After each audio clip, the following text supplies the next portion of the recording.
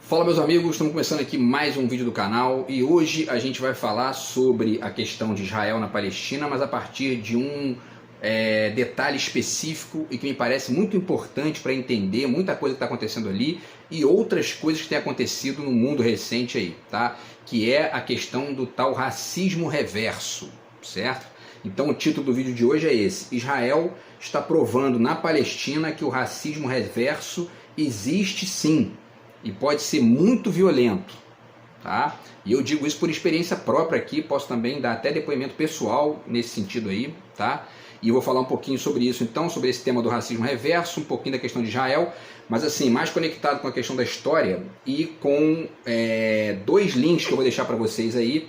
Um falando sobre as estratégias midiáticas que acabam minimizando o que está acontecendo na Palestina e sobrevalorizando, né, enfim, a revolta ali, os ataques do Hamas, por exemplo, tá? Esse é um ponto que eu vou trabalhar aqui no vídeo de hoje com vocês. E também a questão do racismo reverso a partir de um artigo do Conjur, tá? Que é um artigo, que é um site de artigos jurídicos, mas é um artigo opinativo muito interessante, fala sobre racismo reverso, e tem uma fala também da Djamila Ribeiro, que vai ajudar a gente a pensar bem essa questão aqui também, tá? E eu vou vou começar a reflexão com duas imagens que eu deixei lá no Instagram, que eu deixei na comunidade também do WhatsApp aqui, tudo mais, no Facebook, e que eu vou mostrar para vocês aqui também, que são a capa de um livro que foi publicado na Alemanha, um livro infantil que foi publicado na Alemanha antes da Segunda Guerra e que retratava os judeus como cogumelos venenosos, e uma charge feita por um cartunista israelense agora, depois que o Lula comparou, né, a matança lá de Israel na Palestina com o Holocausto. Teve um cartunista judeu lá que fez uma charge muito ofensiva em relação ao Lula, mas ao mesmo tempo significativa, disso que eu vou tentar ponderar aqui no vídeo de hoje. Se não der tempo de fazer tudo num vídeo, porque tem bastante coisa para falar aqui, eu faço 2 vídeos sobre isso, não tem problema, tá? E vamos refletir então essa questão aí, certo? Então, pessoal, antes eu já deixo para vocês aqui mais uma vez a dica do meu novo livro de poemas, do outro lado de cá, tá? Quem quiser entrar em contato aí, tá? O Zap está na descrição do vídeo. Conseguir superar esse absurdo nojento que eu estou vivendo aqui, a gente de repente conversa a respeito do livro, beleza? Então, pessoal, vamos lá. Vamos começar falando aqui sobre as charges, tá? Sobre as imagens, né, na verdade. A primeira imagem é essa aqui, tá? Eu vou mostrar para vocês aqui no outro celular, tá? Então talvez não fique tão nítido aí, mas enfim, essa aqui é a capa de um livro, tá? Feito na Alemanha, certo? Então vamos lá, para descrever aqui, né, rapidinho, Der Giftpilz é o título, né, de um livro infantil, Cogumelo Venenoso, é o título de um livro infantil em 17 capítulos, publicado por Julius Streicher em 1938. Este livro foi usado pela Alemanha nazista como forma de ensinar as crianças a identificar os judeus e todo o malefício que ele trazia para a sociedade alemã. Eu vou ler 2 trechinhos aqui rápidos que estão aqui no link também que eu pesquisei, tá? E tudo mais. Mas enfim, a outra charge, quer dizer, a outra imagem aqui, né, é essa charge aqui, ó, certo? Que está na página Geopolítica Hoje, tá? Então tá aqui, ó, o Lula caracterizado como uma espécie de macaco, né, um chimpanzé, grunhindo ali, né, grunhindo aquele barulho, né, característico do chimpanzé, né, e tal, e enfim, e aí escrito aqui, né, Gaza, Holocausto, né, que é justamente a comparação. Tá aqui a foto do cidadão J. Maiburd. Aí tem o New York Times noticiou isso, né, o Brasil Presidents angers Israel after comparing war in Gaza to the Holocaust. Quer dizer, né, quando o Lula comparou o Holocausto com o que está acontecendo em Gaza, né, e aí sofreu essa ofensa aqui do cara. E aí detalhe, né, tem o detalhe importante aqui também é a floresta que está atrás, né, como se o Brasil fosse isso aí, uma selva, né, de macacos, enfim, e o Lula representando. E uma última coisa importante para ponderar aqui também é que ele marcou o Nicolas Ferreira, tá aqui embaixo, ó, né? Ele marcou o Nicolas Ferreira, que é esse deputado bolsominion aí, brasileiro, tá? Na postagem dele. E aí a descrição rapidinho aqui para vocês, tá? Para quem não conhece, eu vou deixar o link aqui, tá? Cartunista israelense publica charge racista com Lula. Charge racista com Lula. o cartunista israelense J. Maiburd publicou uma charge em seu Instagram comparando o presidente Lula e os brasileiros a macacos. No desenho, Lula aparece numa selva, o Brasil, enquanto faz sons típicos de um primata. Reparem que ele marcou o deputado federal Nicolas Ferreira na publicação. O cartoon racista começou a gerar grande repercussão após viralizar em algumas contas. E parece que ele já retirou lá da página, depois que deu cagada aí, que começaram a criticar, né? E só um detalhe, eu fiz um vídeo aqui falando sobre a questão dos macacos, né? Que todos nós somos macacos, então a melhor forma de representar, de dizer na ofensa que está nisso aqui, é que o Lula está sendo aqui caracterizado como um animal, né? Como um animal ali selvagem, como um chimpanzé, né? Essa é a melhor forma de caracterizar isso aqui, tá? Bom, pessoal, então vamos lá, tá? Vamos partir aqui para os links, tá? Vamos só descrever rapidinho aqui. Eu vou descrever 2 trechos para vocês do Der Witz, Der Giftpilz, que é o cogumelo venenoso, que foi esse livro publicado na Alemanha pelo Der Sturmer Verla, tá? Então vamos lá. Quem escreveu foi Ernst Ludwig Riemer e foi ilustrado pelo cartunista e caricaturista alemão Phipps, que é o pseudônimo de Philipp Ruprecht. O Cogumelo Venenoso foi um dos livros de texto adotados nas escolas alemãs, importante ponderar isso aí, tá? Como propaganda antissemita que resultou no Holocausto dos judeus, né? Quer dizer, isso aí é um processo que não acontece do nada, ele não nasce ali de um dia para o outro, né? Ele vai sendo essa visão do outro como alguém, enfim, que tem que ser extirpado e tudo mais. Isso aí vai sendo construído ao longo do tempo, tanto na sociedade de maneira geral, como na cabeça de alguém também, né?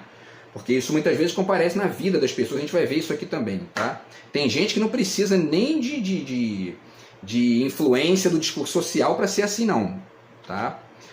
Enfim, e aí para finalizar, ele diz aqui, o seu teor altamente agressivo e racista pode ser medido por algumas de suas frases. Então vamos lá, olha aqui.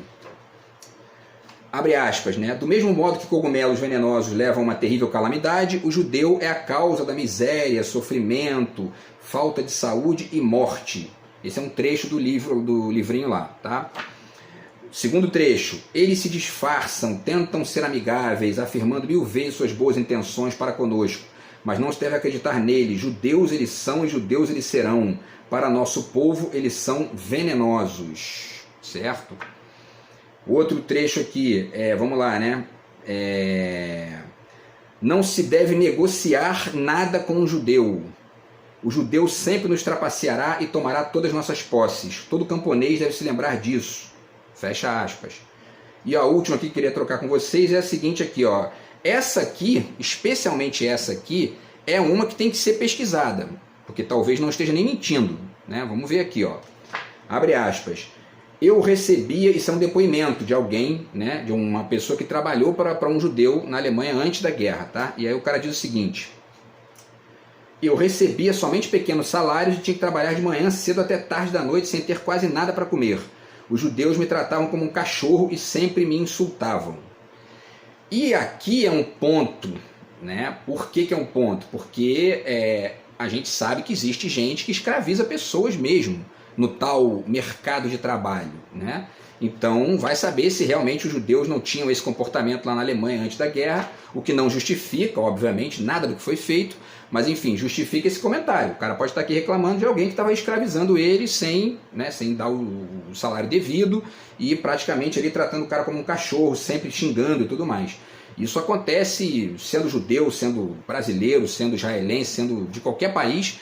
O sujeito pode contratar alguém e tratar como um animal. Isso pode acontecer mesmo. Agora, isso acontecendo, né, na Alemanha naquele momento, com todo aquele cenário ali, né, era um prato cheio para poder transformar os judeus em bichos, né, desumanizar os judeus. Da mesma forma que esse sujeito aqui, de repente, estava desumanizando ali o empregado dele. Tá? Bom, enfim, o fato é o seguinte, o sujeito ali, né, que cometeu um erro, os judeus não podem pagar pelo erro de um, certo? Mas esse aspecto aqui, eu vou voltar a esse aspecto, porque, por que eu estou dizendo que eu vou voltar a esse aspecto? Porque a gente vai ver no decorrer da reflexão que existe um tipo de racismo que é o racismo econômico, certo? E esse trecho aqui, de certa forma, representa isso razoavelmente bem para a gente entender, inclusive, o que está acontecendo hoje lá, tá, em Israel e na Palestina, certo? Bom, Então é isso, tá? Tem vários trechos aqui, não vou, né, mais ler, eu vou deixar o link para vocês aí. Vamos voltar para a nossa reflexão aqui, tá? Agora a gente vai fazer o seguinte, pessoal, a gente vai ler aqui rapidamente só os títulos, tá? E o primeiro parágrafo de alguns mitos que são produzidos pela imprensa do Ocidente de maneira geral, que é quase que, né, na sua totalidade, a imprensa grande, né, a imprensa mais rica e tudo mais, pró-Israel e pró-Estados Unidos. Vamos ver aqui, ó, o link é do The Intercept, tá? E a reportagem se chama 11 mitos sobre a Palestina criados por Israel. Vamos lá. Deixa eu abrir aqui. Diz o seguinte aqui, ó, o jornalismo corporativo, especialmente dos Estados Unidos e do Brasil, tem um viés pró-Israel e anti-Palestina. Com a Operação Tempestade Al-Aqsa do Hamas, as distorções estão voando soltas. Isso aqui é de outubro de 2023, quando começou ali, né, esse conflito lá, e o Hamas fez aquele absurdo lá, matou as pessoas lá em Israel. Porém, isso é tratado de uma forma muito específica, sutilmente ideológica, que é o Andrew Fishman, que é o autor do artigo, vai descrever muito bem aqui, tá? Vamos ver aqui os tais mitos que ele lista, certo? Ele diz aqui no início, né, que a Palestina hoje parece, né, as favelas do Rio de Janeiro, no sentido da intervenção policial, né, que é o seguinte, os israelenses ficam ali, os colonos israelenses, humilhando as pessoas, enfim, né, e tratando as pessoas como seres inferiores, da mesma forma que nem todos, mas muitos policiais fazem aqui no Rio de Janeiro também, tá? Essa comparação que ele pondera aqui. E aí completa, né, os colonos religiosos israelenses, muitas vezes nascidos fora dali em países como os Estados Unidos, estão casa a casa, centímetro a centímetro, tentando estrangular e desenraizar a sociedade palestina em Hebron e tomar a cidade santa, isso na Cisjordânia, né? É seu direito divino, entre aspas, eles argumentam, né? Ou seja, isso é uma coisa construída ideologicamente, com propaganda, com preconceito linguístico, nas escolas, etc. e tal, da mesma forma que aconteceu com os judeus na Alemanha nazista, tá? E aí continua, o direito internacional e as organizações de direitos humanos, como a Anistia Internacional, a Human Rights Watch e a B.T. Selen, utilizam um vocabulário diferente. Eles chamam isso que Israel faz lá de ocupação ilegal, apartheid e crimes contra a humanidade, entre outros, tá? A realidade segregada e militarizada da cidade é chocante para qualquer observador externo, mas as condições são muito melhores do que as dos palestinos que vivem em Gaza, que é considerada pelas organizações de direitos humanos a maior e mais superlotada prisão ao ar livre do planeta, com 2 milhões de habitantes. Tá? E aí continua descrevendo e tal, e aí os judeus, né, o Benjamin Netanyahu faz declarações abertamente genocidas. Ele disse, abre aspas, vamos transformar Gaza numa ilha deserta. Ele disse isso. Aos cidadãos de Gaza eu digo, vocês devem partir agora, iremos atacar todos e cada um dos cantos da faixa, evacuar ou ser bombardeada, só que os cidadãos de Gaza não têm para onde correr. Que vai evacuar para onde, né? Se eles foram lá para o sul, e aí lá está fechado, o Egito não deixa eles entrarem, né? E eles não têm condição de ir para o mar também, porque Israel impede, quer dizer, né? Isso é praticamente um campo de concentração, né? Bom, e aí, finalizando essa descrição dele aqui, tá? Que ainda era do início ali do conflito, né? Vamos partir para os mitos, tá? Que ele descreve aqui, tá? Ele diz, vamos ver o tempo aqui. Listo abaixo uma seleção de algumas das narrativas mais difundidas e perniciosas da mídia, tanto nos Estados Unidos e Reino Unido, quanto no Brasil, onde a imprensa empresarial reflete em grande parte os pontos de vista estadunidenses sobre assuntos internacionais. Ou seja, há quase nada de contraponto. E aí, vale um parêntese aqui, tá? Porque eu sou formado em jornalismo, estudei isso, então vale um parêntesezinho rápido aqui. Esse contraponto que eu estou me referindo aqui, que ele certamente também está se referindo, ele não está conectado diretamente com os convidados que vão no programa, nos programas, né? Que às vezes vai um convidado palestino, às vezes vai um convidado ali que tem uma opinião pró-palestina, etc. e tal. Mas é na verborragia diária, sistemática do noticiário mesmo, né? E dos comentaristas fixos. Essa é a questão, tá? Então vamos lá, os mitos. Número 1. O conflito Israel-Palestina é uma guerra. Não é, né? Referir-se à ocupação israelense da Palestina como um conflito ou aos ataques israelenses como parte de uma guerra serve incorretamente para criar uma falsa equivalência entre as duas partes, como se fossem iguais e equilibradas. Não existe guerra nenhuma ali acontecendo, né? Isso é um ponto aí que é muito fácil de perceber, tá? Bom, vamos lá, tá? Segundo, eu não vou ler tudo, só o primeiro parágrafo para a gente poder aqui, tá? Segundo, Israel é uma democracia ocidental ali no meio do Oriente, né? Isso é um mito também. Deixando de lado uma série de decisões políticas e jurídicas autoritárias dos últimos anos, Israel realiza eleições regulares, tem um parlamento, Supremo Tribunal, uma imprensa em alguma medida livre e todas as instituições de uma democracia. Mas falta uma coisa importante. Os 5 milhões de palestinos que estão sob ocupação israelense não têm direito a voto. Se todos que estivessem sujeitos à autoridade israelense tivessem o direito de votar, a maioria seria palestina e a política israelense seria totalmente diferente. Se incluirmos os milhões de refugiados palestinos fora do país que gostariam de regressar à sua terra natal, o quadro se torna ainda mais claro. Quer dizer, os palestinos que moram em Israel não podem votar lá, né? Quer dizer, é uma segregação evidente ali, nítida, e isso está falando aqui só da questão da democracia, ou seja, da eleição, porque isso se configura em uma série de outros espaços ali, tá? Que vão construindo aquele cogumelo venenoso, tá?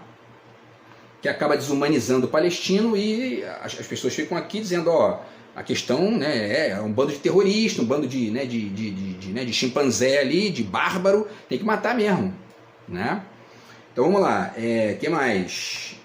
3. Ausência da palavra apartheid, ou seja, a grande mídia, a mídia comercial, no Brasil, nos Estados Unidos, na Inglaterra, não usa a palavra apartheid para se referir ao que está acontecendo na Palestina.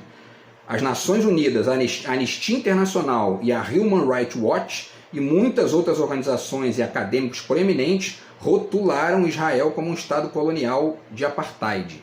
Isso significa que o Estado pratica discriminação e segregação sistêmica racial de forma desumana para oprimir determinadas populações. As provas são esmagadoras e esta é a realidade dos cidadãos palestinos de Israel e ainda mais dos súditos coloniais palestinos nos territórios ocupados.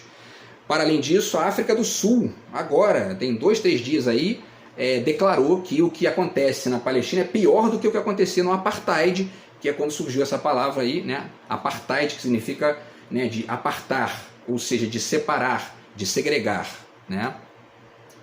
Essa palavra representava em relação à África do Sul mais ou menos o que os Estados Unidos faziam com os negros até a década de 60.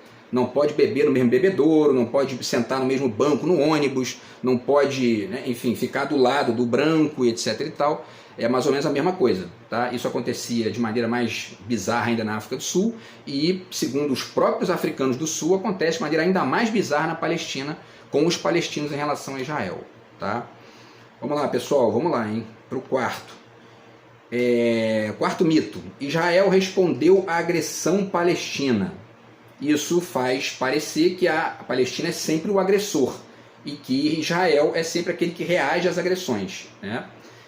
Os ataques israelenses a civis palestinos, que são crimes de guerra, são quase sempre enquadrados como respostas às provocações palestinas, colocando assim o ônus sobre os palestinos colonizados. Esse enquadramento por grande parte da imprensa ajuda a atenuar a culpabilidade israelense e é geralmente uma delimitação arbitrária que ignora as provocações criminosas dos israelenses contra os palestinos, muitas vezes feitas com pleno conhecimento de que estes atos levarão a uma resposta bélica. É o que eu disse aqui outro dia num vídeo. O cara fica ali, tomando, né, bomba todo dia, tomando, né, paulada, tomando, né, sendo humilhado ali. Chega uma hora que alguém se irrita, fala, quer saber? Estou tentando aqui ONU, estou tentando os mecanismos internacionais, se a gente caga e anda para isso, eu vou lá e jogo uma bomba. Acabou, né? E aí, quando cai a bomba, a mídia comercial em peso, ó, terrorista, né, e tal, um ataque, né, e não um contra-ataque, uma resposta, etc. e tal, né? E aí a gente fica nesse, né? E Israel, quando Israel revida esse ataque aí, ele está revidando, a reação é de Israel, né? Como se o ataque dos palestinos não fosse já uma reação também, né? Bom, então vamos lá, pessoal. Repito aqui, se não der tempo de fazer tudo nesse vídeo, eu vou fazer 2 vídeos, que esse assunto é interessante e ele merece ter uma reflexão mais ampla aqui, mais longa, tá? Bom, vamos lá. É importante aqui citar porque esse resumo é bem interessante. Quinto, Quinto mito, Israel tem o direito de se defender, a Palestina não. Né? Israel, seus aliados como os governos dos Estados Unidos e da Alemanha e os principais meios de comunicação corporativos tendem a repetir a mesma frase pouco antes de Israel bombardear áreas civis. Israel tem o direito absoluto de se defender. Né? Foi o que disse o primeiro-ministro britânico Rishi Sunak no sábado. Tá? Esse conceito não se aplica a ações ofensivas nem a ataques contra civis. A imprensa segue enquadrando os ataques israelenses aos palestinos como legítimos atos de guerra retaliatórios e defensivos, como se todos os ataques que lançam fossem absolutamente justificados, mesmo alvejando civis. Né? Bom, enfim, se a violência fosse vista em seu contexto completo, seria mais provável que fosse vista como atos agressivos de violência para desmoralizar e rachar um povo colonizado, até mesmo usando castigos coletivos, o que, segundo as leis internacionais, é crime de guerra. Né? E se a gente não estuda a história do que está acontecendo lá, eu já falei disso aqui em vídeos anteriores, a gente fica preso, como eu já vi muita gente aqui na internet, no Facebook, etc. e tal, publicando, preso a essa relação Hamas e resposta de Israel. Né? Como se não houvessem centenas de casos anteriores que vão aí construindo uma visão mais ampla do que está acontecendo ali. Tá? E que a gente vai chegar na questão do racismo reverso. Tá? Se não, repito, se não der tempo, hoje eu faço 2 vídeos porque, né, o tema é grande. Né? Muito bem, pessoal. Sexto mito. Tá? O Hamas é uma organização terrorista, mas Israel não é. O governo dos Estados Unidos rotulou o Hamas como uma organização terrorista em 97, já falei disso aqui, citando este livro aqui do Chomsky, tá? Mostro mais uma vez para vocês aqui, o 11 de setembro, está aqui, ele fala do conceito de terrorismo, como que os Estados Unidos usam isso para poder, né, enfim, estabelecer lá a sua segurança nacional e ficar inclusive rotulando os outros, como se eles não cometessem muitos erros parecidos, e até piores, tá? E, enfim, quem rotulou o Hamas de organização terrorista foram os Estados Unidos. Né? E, ao mesmo tempo, os Estados Unidos fornecem a Israel bilhões de dólares em ajuda todos os anos. Segundo a ONU, antes da Operação Tempestade Al-Aqsa, as forças israelenses mataram mais de 6.300 palestinos desde 2008. Mais da metade deles civis e feriram outros 150 mil. Nesse mesmo período, os palestinos mataram 308 israelenses, 131 dos quais eram civis e feriram mais 6.307. Quer dizer, então, vou repetir aqui, ó, Israel matou mais de 6.300 palestinos desde 2008, os palestinos mataram 308 israelenses. 6.300 contra 308. E mais da metade desses 6.300 eram civis, não eram militares, nem ninguém do Hamas e tal, tá? E Israel feriu nesse mesmo período 150 mil palestinos, enquanto que os palestinos feriram 6.307 israelenses. Mas ninguém na mídia comercial, no governo dos Estados Unidos ou no governo da Inglaterra, etc. e tal, consideram Israel um estado terrorista. Né? Muito bem, então vamos lá para o sétimo. Tá? Sétimo mito. Todos os ataques palestinos a Israel são terrorismo. Isso também é um mito. Né? Por quê? Porque classificar isso de terrorismo é desconsiderar que eles estão ali defendendo o território deles. Né? No máximo, se você for muito, né, ainda fora da realidade, mas menos que isso, você chama de guerra. Né? Que é um Estado contra outro Estado. Né? Mas ato terrorista não faz, a não ser que fosse terrorismo, fosse classificado como terrorismo de Estado, mas aí tem que ser dos dois lados. Ou nenhum ou os dois. Certo? Vamos lá. Oitavo, é uma questão muito complexa, né? Isso aqui cai naquela coisa que eu já falei aqui do eufemismo, certo? Então, quando eles fazem o eufemismo é justamente para poder minimizar, dizer que é complexo e tal, né? Que é problemático, é uma questão difícil, etc e tal, né? E isso, na verdade, é uma tática retórica que é a favorita dos sionistas liberais que não querem defender abertamente os crimes de guerra e das pessoas que têm medo de assumir uma posição moral impopular. Existem muitos detalhes, fatos e nuances e é preciso ver isso aí, tá? Nono, a solução de 2 estados. Tá? E aí é uma questão mais complexa aqui que eu não vou aprofundar, mas o fato concreto é que eles estão explicando aqui, porque eu li antes, né? Eles estão explicando que hoje em dia não faz mais sentido defender a criação de 2 estados, né? No sentido do Estado de Israel e o Estado da Palestina dividido. Tá? Por quê? Porque a maioria do povo palestino não acredita mais nisso. porque isso já foi tentado na ONU, já falei do Yasser Arafat aqui, e já foi tentado isso trocentas vezes, e aí eles lembram um detalhe importante aqui, que é o seguinte: isso aqui é muito importante de conhecer, para poder entender assim, a gravidade do que está acontecendo lá. Tá? A criação desses dois estados foi longamente negociada e os dois lados chegaram muito perto de um acordo na década de 90. Mas essa oportunidade acabou quando um terrorista israelense de extrema direita assassinou o primeiro-ministro israelense Yitzhak Rabin em 1995. Tá? Desde então, o establishment político israelense deslocou-se ainda mais para a direita, extrema-direita, né? E Israel passou a ocupar ilegalmente grandes áreas da Cisjordânia, tornando efetivamente impossível qualquer acordo. Hoje, 3/4 dos palestinos acreditam que uma solução de dois estados não é mais possível. Tá? Então, repetindo, havia uma tentativa de acordo na década de 90 ali, que estava muito próximo de acontecer, e um extremista de Israel assassinou o primeiro-ministro israelense Yitzhak Rabin, que estava negociando isso aí a partir de uma lógica de acordo, que para essa extrema-direita nunca interessou e nunca vai interessar. Né? Então isso aqui é importantíssimo para explicar o porquê que os próprios palestinos não acreditam mais na construção de dois estados. Tá? E aí, pessoal, vamos finalizar com os dois últimos aqui. O 10, né? As críticas a Israel são sempre antissemitas. Isso também Isso é muito importante porque entra aqui na seara justamente do racismo reverso, da questão aí que a gente vai começar a discutir. Se não der tempo de fazer nesse vídeo agora, eu faço um outro, de repente publico até os dois no mesmo dia, tá? Vou tentar fazer isso aqui. Mas o fato é que é o seguinte: essa ideia de que tudo que se fala contra Israel é antissemitismo é uma espécie de vitimismo que se orienta pela visão de que nós sofremos o Holocausto, então tudo que se fala contra a gente está errado e a gente está sempre certo. Né?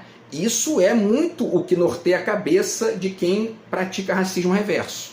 A gente vai, tá? Eu vou falar disso aqui certamente no próximo vídeo, tá? Porque está finalizando o tempo aqui. E aí vamos finalizar então aqui, tá? Eles dizem, né? Durante muitos anos qualquer crítica a Israel foi rotulada de antissemitismo. E isso tem sido especialmente verdade nos Estados Unidos, onde muitos jornalistas foram demitidos por fazerem comentários fatuais que não eram suficientemente pró-Israel. Tá? A autocensura extrema sobre o assunto nas redações estadunidenses tornou-se a norma, uma realidade que eu vivenciei pessoalmente, diz aqui o jornalista. Tá? E vale dizer aqui rapidinho o seguinte: os Estados Unidos já tiveram 8 grandes produtoras de cinema, hoje são 5, né? Que uma foi comprando a outra ali, é assim que funciona no tal da liberdade de mercado. As 5 estão na mão do grande capital judeu. Eles comandam o cinema nos Estados Unidos e, portanto, uma parte gigantesca do ideário mundial. Né? E isso não é pouca coisa em se tratando de vender visões ideológicas e construir, né, construir visões segmentadas sobre um assunto específico. Tá? E o último aqui, pessoal, para a gente finalizar, e aí eu continuo no segundo vídeo, é o 11º, tá? Que diz aqui: Israel é um farol de valores progressistas num mar de inimigos islâmicos regressivos. Tá? Então ele diz: Israel é uma nação de colonos, na qual o movimento ideológico de judeus sionistas, predominantemente vindos da Europa e da América do Norte, se propôs a estabelecer uma pátria para o povo judeu, a sua Sião. O Estado foi fundado depois dos horrores do Holocausto, mas o movimento dos colonos o antecede em meio século. Para criar esse Estado, os judeus sionistas deslocaram de outros países, assassinaram sistematicamente os palestinos que ali viviam muito antes da palavra sionismo ter sido pronunciada. E, deixa eu ver aqui, e também criaram leis com dezenas de tipos de discriminação legal contra os palestinos, num esforço para forçar a saída do território e ter menos filhos para que os judeus sionistas pudessem se tornar majoritários na população. Quer dizer, é uma coisa que tem acontecido de maneira violenta lá nos últimos 75 anos, né? E quase ninguém fala disso e ficam presos nessa retóricazinha pobre de que a questão é um grupinho de terroristas contra um Estado democrático. Tá? Aonde que entra aí o racismo reverso nisso? Nós vamos falar disso no próximo vídeo, agora que eu vou deixar para vocês os 2 links hoje aí. Tá? Então a gente volta daqui a pouco para falar mais um pouquinho sobre esse assunto aí. Grande abraço, tamo junto, fui.